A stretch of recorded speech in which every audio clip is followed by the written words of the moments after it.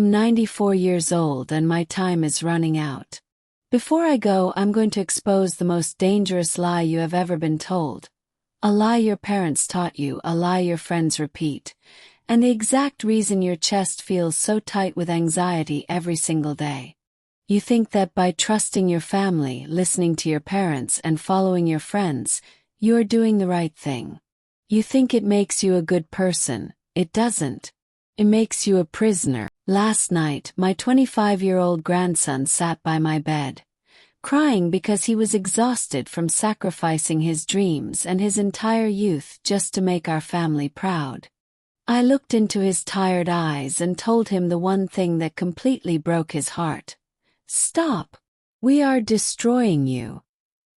Looking at him, I had a chilling epiphany. A terrifying truth that only comes when you are sitting alone with decades of memories. I realized that the deepest scars of my life did not come from my enemies. They came from the people who loved me the most. There is a silent trap in your life right now. While you are smiling and being the loyal son or the reliable friend, they are pulling you into a grave of regrets. You believe that because they love you, they know what is best for you, but this is the great illusion. You equate shared blood with a shared destiny. I finally saw the reality through the deep lines on my face and my trembling hands. Loyalty is often just a waiting game. They aren't looking at your potential. They are looking at you through the distorted glass of their own failures and unhealed traumas. They will clip your wings and call it keeping you safe. You can click away right now and go back to sleep, but if you do, I promise you will wake up in 60 years in a bed just like mine, realizing you wasted your only life living. Sit down. Be quiet. Listen to an old woman's biggest regret before the curtain falls. You are trusting flawed, frightened mortals to pilot the ship of your life, and it is madness. The mirror has shattered, and I see now that I spent years trying to please ghosts while my own soul demanded something else. Do not wait until you are 94 to realize that the people waiting for you to succeed are often just waiting for you to die so they can justify their own safe, small lives. The world is a chaotic place, and when we are young, we are desperate for a map to navigate the storm. We look to the people closest to us, our parents, our siblings, our closest friends, believing that because they love us, they must surely know what is best for us. This is the great illusion of your 20s. The belief that love is the same thing as wisdom. You assume that shared blood means a shared destiny, but you are trusting flawed, frightened mortals to pilot the ship of your life, and it is absolute madness. Your parents give you a map, but they aren't drawing it based on your potential. They are drawing it based on their own unhealed traumas and deepest nightmares. They are looking at you through the distorted glass of their own failures and regrets. When your mother tells you who to marry or your father tells you which safe path to walk, they are speaking from their own heartbreak and their own cowardice. They will clip your wings and call it keeping you safe. You think that by listening to them you are being a good person. You think your loyalty makes you virtuous. Doesn't. It makes you a prisoner. You are smiling while they pull you into a grave of regrets. There is a silent trap in your life right now where you equate being good with being compliant. It is so much easier to let someone else make the hard choices because if you follow their path and fail, you have someone else to blame. But remember this. Regret is a solitary emotion. When you are lying in that bed at the end of the road, your parents will be gone and your friends will be busy. You will be left entirely alone with the ghost of the person you could have become if you had only had the courage to burn their map and find your own way. You must realize that you are currently living someone else's script, and every day you spend trying to make them proud is another brick in the wall of your own cell. True goodness isn't found in obedience to the fearful.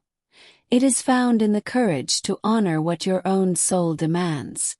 I remember when I was 26, and I had a fire in my belly that felt like it could light up the entire world. I didn't want a life measured in spreadsheets or the slow, rhythmic ticking of a wall clock in a carpeted office. I wanted to travel, to write, and to understand the raw, unpolished truth of the world in a way that didn't involve a suit, a silk tie, and the soul-crushing weight of a 30-year mortgage. But my father sat me down one evening. He was a good man, a hard-working man who loved me with every fiber of his being, but that night, his love felt like an anchor. He looked at me with a genuine, trembling fear in his eyes, a look that made me feel like my dreams were a form of madness. He told me to take the safe job at the bank. He spoke of security as if it were the only God worth worshipping, telling me that dreams were nothing more than a luxury for fools. Because he was my father, and because I believed that his love was the same thing as wisdom, I trusted him. I assumed he could see a future for me that I was too young to understand. So, I did exactly what was expected of me. I put on the suit, I smoothed the tie, and I walked into that bank to bury the fire. It took me 30 years of staring at the same four walls to realize a devastating truth. My father wasn't giving me advice based on my potential or what I was capable of becoming. He was giving me advice based entirely on his own nightmares. He had grown up in the shadow of poverty, terrified of the cold and the hollow ache of hunger. When he looked at me, he didn't see a young man with a writer's soul. He saw his own fears of instability. I had handed over the keys to my destiny to a man who was using my life to fix his own past traumas. I realized too late that it is far easier to fail doing what your parents told you to do than to fail doing what your soul demanded, because at least then you have someone else to blame. But at 94, as the room grows quiet, I realize that blame is a useless currency. I am the one who wore the suit while the fire went out. You must understand that when your parents look at you, they aren't seeing a blank canvas of potential. They are looking through a distorted glass, clouded by the steam of their own unhealed traumas. They will clip your wings and call it keeping you safe, never realizing they are merely trying to spare you from the ghosts that haunted their own youth. I remember the day the glass finally shattered for me. I was 26, with a fire in my belly and a soul that craved the horizon. I wanted to travel, to write, to understand a world that didn't fit inside a cubicle or a 30-year mortgage. But my father sat me down with a look of genuine terror in his eyes. He was a good man, a hard-working man who loved me deeply. But that love was not wisdom. He told me to take the safe job at the bank.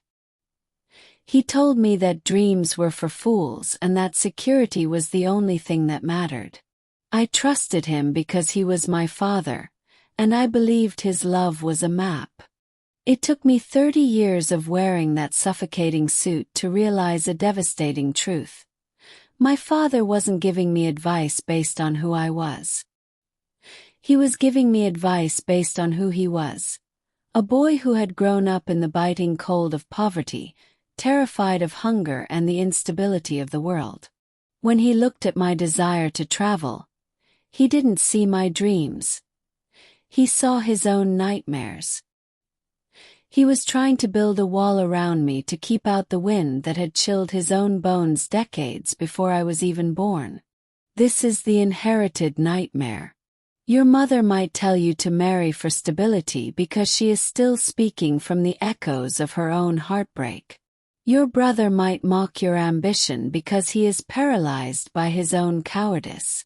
They love you, yes, but they are flawed, frightened mortals trying to pilot the ship of your life using a compass that broke long ago. Never forget that love is an emotion, not a skill. If you let them write your destiny, you aren't being a good child. You are simply becoming a prisoner to their history. You must learn to distinguish their protective instincts from your own truth, or you will spend your only life living out the sequels to their tragedies. The house is quiet now, save for the rhythmic, medicinal hiss of the oxygen concentrator, But 3 a.m. has always been the loudest hour of my life. It is the time when the sun is too far away to lie to you and the distractions of the day have finally surrendered. I lie here, staring at the shadows on the ceiling. The tragedy isn't that they are waiting for me to leave. The tragedy is that I am still here, trapped in a room with the ghost of the man I was supposed to be. He stands in the corner of this hospice room. The version of me that didn't take the safe job at the bank. The one who didn't trade his fire for a 30-year mortgage and the hollow approval of a father who was governed by his own nightmares. That ghost is vibrant and traveled. He smells of salt air and old ink, while I smell of antiseptic and missed opportunities. Knowing that just beyond that door, my family is huddled in the kitchen, speaking in hushed tones about arrangements and logistics. They think they are being respectful, but I can feel their anticipation. They are already mentally moving the furniture of my life to make room for their own. Regret is a solitary emotion. It is the only thing in this universe you cannot delegate, cannot outsource, and cannot share. When my parents pushed me towards security, they weren't the ones who had to live with the silence of an unwritten book. When they told me that dreams were for fools, they didn't have to stay awake in the middle of the night wondering what lay beyond the horizon I never crossed. They are long gone now, and their wisdom has proven to be nothing more than a cage they built for me out of their own fear. I look at my trembling hands and realize the madness of it all. I trusted flawed, frightened mortals to pilot the ship of my life, and they steered it straight into the shallows because they were too afraid of the deep water. Now, as the curtain begins to fall, I see the truth. My family loves the script I followed for them, but they don't know the actor who performed it. I am dying in a bed surrounded by people who claim to know me, yet I am more alone than I have ever been, staring into the eyes of a stranger who could have been my soul. To trust anyone else with your destiny is to commit a slow, polite suicide. The clock is ticking, and the only person left to answer to is the ghost standing in the corner. There is a specific moment in every person's life where the mirror finally shatters, and for me, that moment arrived on a cold November afternoon in my late 40s. I was standing at a hospital window, watching a gray sky that seemed to reflect the sudden leaden weight on my shoulders. My closest friend, a man I had known since we were children, someone I had trusted with my darkest secrets, had just betrayed me in a way that felt terminal. He didn't do it for money or some grand villainous scheme. He did it for pride. He spoke ill of me simply to save his own reputation, sacrificing our decades of shared history to protect his ego. I stood there devastated, but as I watched the wind whip against the glass, a heavy, quiet realization settled over me. People are just people. We walk through this life placing impossible burdens on those around us, expecting our friends to be saints, our spouses to be mind readers, and our family to be an unshakable foundation. But the truth I saw through that hospital reflection was that they are all just fragile, selfish, and tired. They are fighting invisible wars in their own minds that you know absolutely nothing about. I realized my anger wasn't actually at my friend for acting like a frightened, flawed human being. It was at myself for demanding he be perfect so that I could feel secure. This is the shift you must make if you want to survive the next 60 years without being hollowed out by resentment. When you stop trusting people to be your infallible anchors, you actually give them a great gift. You give them permission to be human. Ironically, it is only when you stop expecting them to be your saviors that you can truly begin to love them for the beautiful, broken, struggling beings they actually are. I eventually forgave that friend, acknowledging he was just a weak man fighting for his own survival, but I never let him steer my ship again. You must realize that while you can love them fiercely, your inner peace must be a fortress that no one else holds the keys to. You must understand that the next 60 years of your life depend entirely on a shift in your internal geography.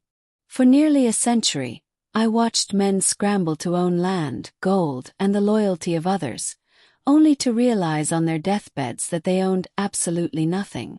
To survive the storms that are coming, and they will come with a fury you cannot currently comprehend, you must adopt the mindset of the ancient Stoics. They understood a truth that is both beautiful and tragic. The only thing you truly own in this universe is your own mind. Everything else is on loan. Your friends, your family, your reputation, and every possession you cling to are merely borrowed from fate. They can be snatched away in a heartbeat by a change of heart, a sudden disease, or the simple, cruel passage of time. If your happiness depends on your family finally understanding your soul, you have already signed a contract for your own misery. If your peace requires your friends to never let you down, you are choosing to live in a state of perpetual anxiety. I had to learn this the hard way, standing at a cold hospital window after a lifelong friend traded my secrets for his own pride. It was then I realized that my inner peace had to be a fortress that no one else held the keys to. Marcus Aurelius, an emperor who carried the weight of the entire known world, called this the inner citadel. It is a place of total logic and self-reliance located deep within the center of your being. You build this citadel brick by brick. Every time you face a hardship and solve it yourself, you add a stone. Every time you sit in the fire of your own anxiety instead of calling a friend to distract you, you fortify the walls. Every time you make a decision that honors your soul even while it angers your family, you strengthen the foundation. When you stop trusting people to be your infallible anchors, you actually give them a great gift. You give them permission to be human.